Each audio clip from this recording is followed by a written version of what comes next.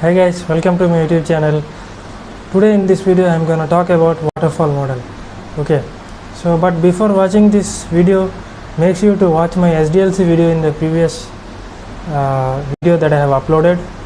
So after watching the SDLC video you can watch this waterfall model, because without understanding the SDLC model you cannot understand the waterfall model. So please go ahead and watch the SDLC video.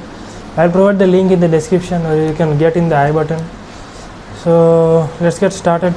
So in waterfall model basically there are 7 steps. So the steps are requirement analysis, then feasibility study, design, coding, testing, installation and maintenance. These are the steps in waterfall model. So I am not going to explain each one of the steps in this video. I have explained this in the previous video, so watch that one and you will clearly understand that one. So I will directly jump into disadvantages and advantages. So what are the disadvantages of waterfall model? So waterfall model will have many disadvantages, like requirement cannot be changed. Once the customer gives the requirements to the company, after the requirement analysis and feasibility study phase, we have to directly go into design, coding, testing. You cannot change the requirements. So this is one of the major disadvantage of waterfall model.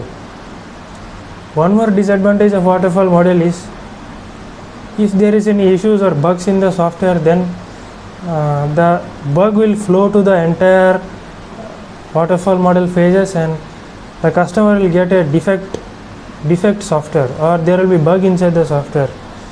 This is one of the major disadvantages of waterfall model. And another disadvantage can be like the time is more and the cost is also more. Initial investment is more in this process. And coming to the advantages in this model, the advantages are like this model is very easy to understand, and each and every phases inside the model will have some deadline.